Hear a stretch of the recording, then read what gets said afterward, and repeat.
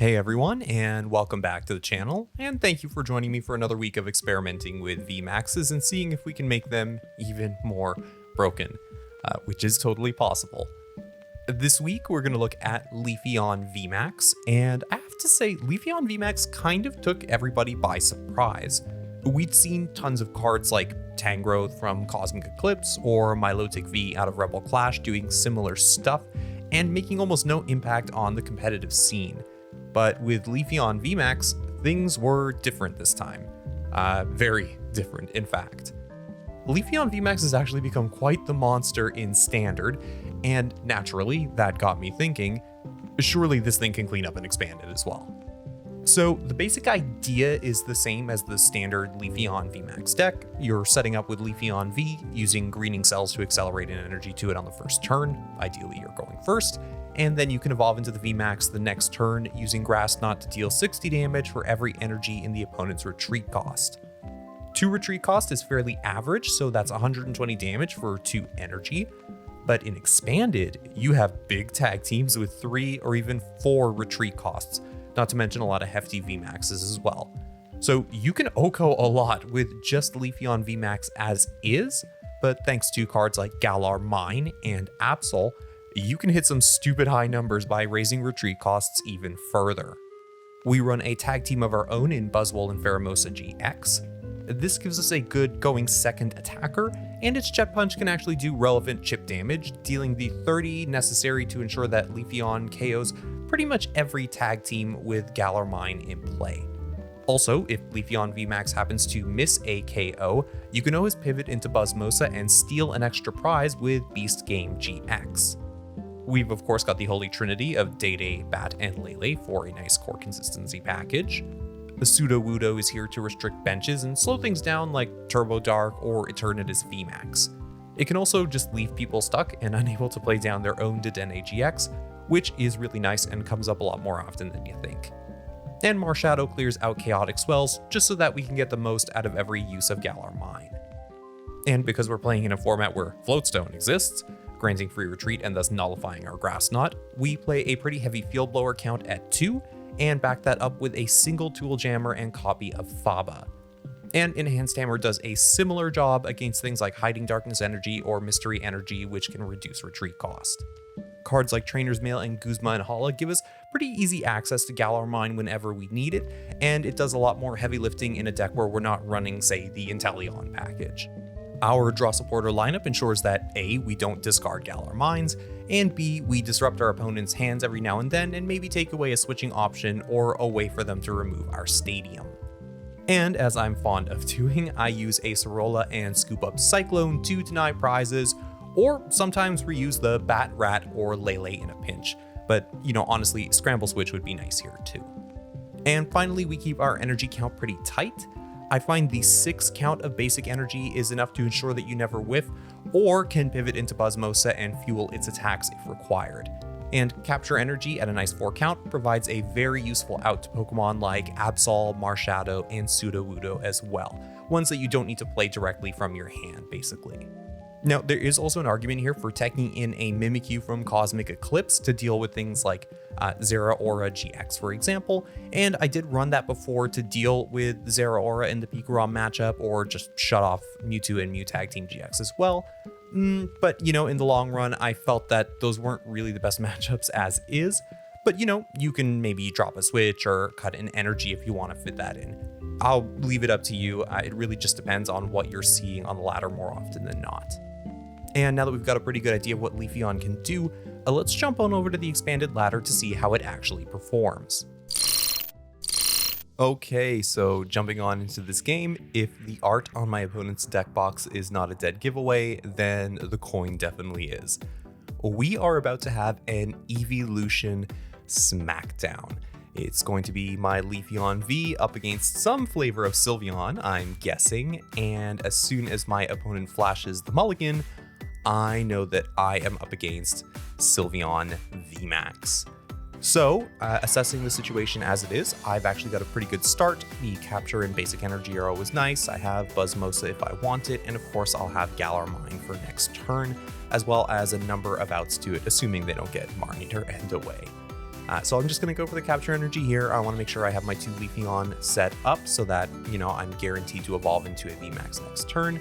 And really, it's just a question now of which one I want to greening cells to. Since you're going first anyways, you're not able to attack.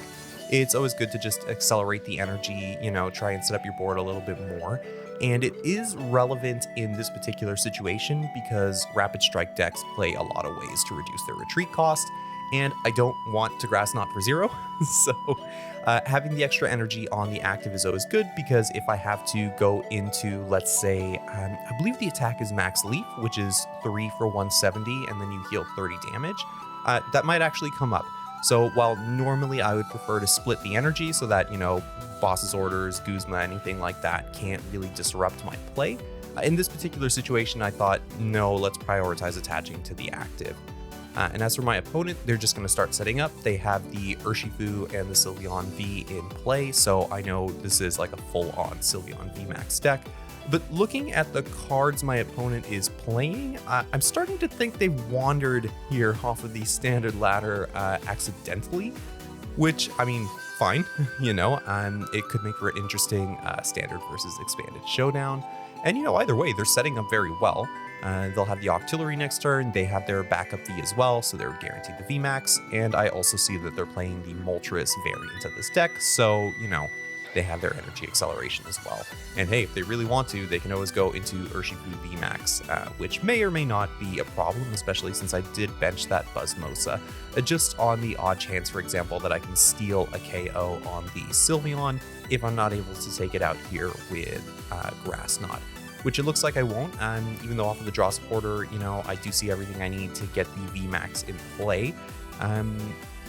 It's just not enough because unfortunately Sylveon is one of the few Pokemon V with a 1 retreat cost, which means that at most I'm only doing 180 damage, I think, here to it. So it's still a solid 2-hit KO on the VMAX as long as they don't modify their retreat cost, but I really would have liked to gain the momentum there and have the turn to KO.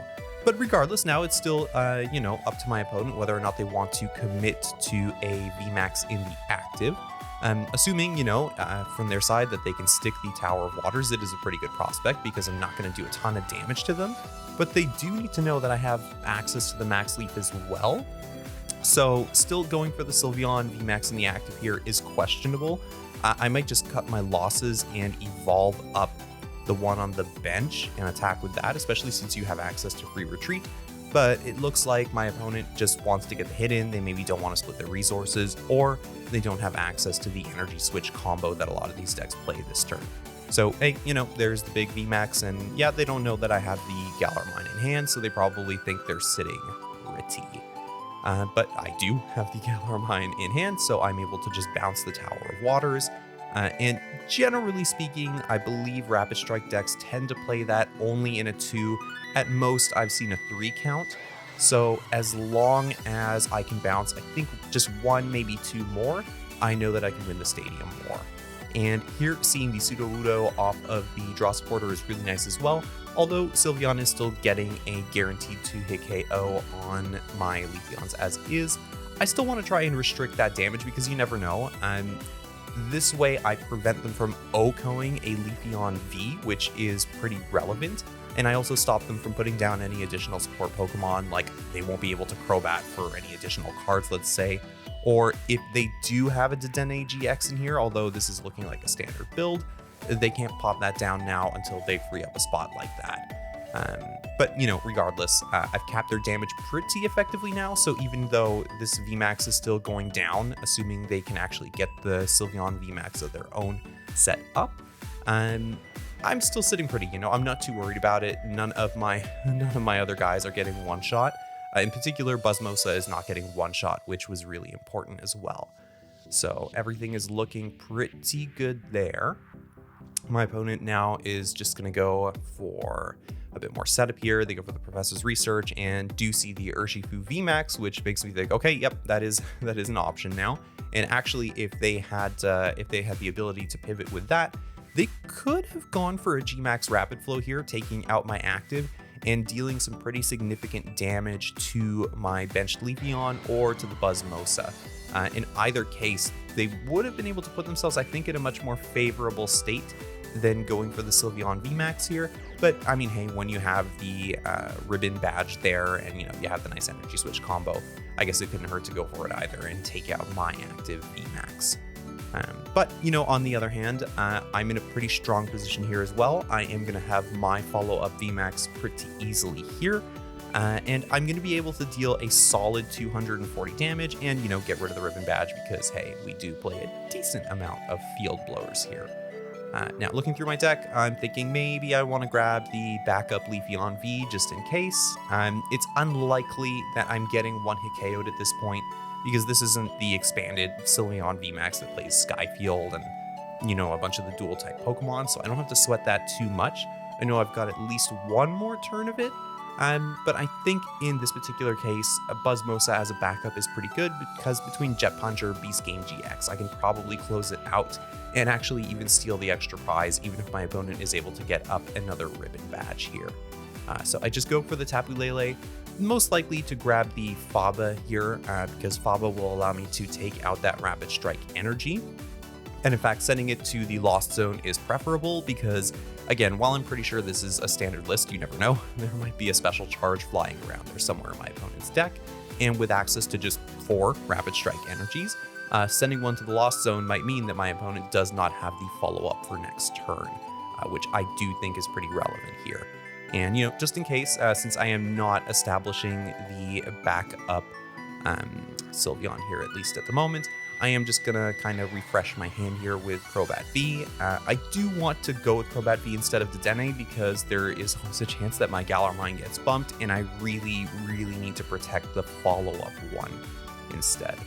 And then here I will attach to Buzzmosa saying, yep, this is the route I'm pretty much committed to now because there's no room to bench a Leafeon V as is. And a nice big 240 hit in means that, outside of a ribbon badge or another Tower Water as our Float Stone coming back, I can make pretty short work of the Sylveon VMAX. So again, it's my opponent's choice whether or not they want to stay committed to the active or if they want to try and reestablish one, maybe even attack with the Moltres. They have the ability to do so, and that could give them a pretty clean 2-hit KO on my Leafeon while only giving up 2 prizes themselves, right? Moltres might go down because weakness is a thing, even if I can hit it with the Max Leaf. But then the next turn, they could just come in and take me out with Urshifu if they play everything, perfectly here. And it looks like my opponent is deliberating for a little bit. It is a pretty tough situation because you wanna be able to go in with the Sylveon, but the Desperation Boss's Orders does tell me they don't have too much going on. In particular, it means that the Rapid Strike energy is not an option this turn, because you would have just attacked if that was the case, right? Or they just want to kind of try and stall me out and see maybe, the Sudowoodo's got the 2 retreat costs, so I'm not going to be manually retreating that myself. So they probably think, hey, we can bring up the Urshifu and then maybe start chaining together Gmax Rapid Flows, assuming, of course, that they can find enough of the Rapid Strike energies. That would actually be a pretty good out for them. At least to this point in the game, I haven't used any of my Float Stones, though, and I have one in hand Force, so I'm not too worried about Sudowoodo being stuck in the active either. And as for my opponent, they just fetched the Ribbon Badge as well with their Sylveon V. So at the end of the day, they're sitting pretty themselves. But for me here, I'm able to grab the Enhanced Hammer off of the Trainer's Mail, which is pretty good because I'm basically telling my opponent, if you put down a Rapid Strike energy next turn, I'm going to get rid of it. And I also bounce the Stadium, which most likely is going to be the last one here, allowing me to get a big 240 hit into the Urshifu as well. So again, now if I can find the basic energy, I can just go for Max Leaf no matter what happens and take out one of their 2 VMAXs, which is pretty handy. And again, if they manage to get the Rapid Strike energy, they basically have to make something happen with it right away. Otherwise, that's going to be it. So what I'm trying to do in this case is force them to just use it on Gmax Rapid Flow because it's going to get removed anyways next turn with Enhanced Hammer. And unless they Marnie me out of it or whatever the case may be, they're not going to get the mileage out of it that they want. But even going for Gmax Rapid Flow here, there's not much point because If you're staying in the active, I'm taking you out unless you have another Tower of Waters hiding in there, or if they have access to the air balloon, then that might be one way to save the Urshifu. And with only 4 cards in hand, on my side, there's a good chance that I don't have the basic energy. Leafeon VMAX doesn't play a ton of them either. I actually like the 6 count for situations like this, because sometimes you do need to go for the max leaf. But either way, I'm not too worried here. My opponent is not going to be clearing me out this turn, so the best they can do probably is stall a little bit, but they actually just decide, hey, let me go for a big G-Max Rapid Flow, just take 2 prizes because, and then of course on my follow-up turn, I'm just going to go for the Grass Knot and take out Urshifu. But I'm actually not going to be able to do that, because as soon as my turn comes up, my opponent knows what's happening and they scoop the game.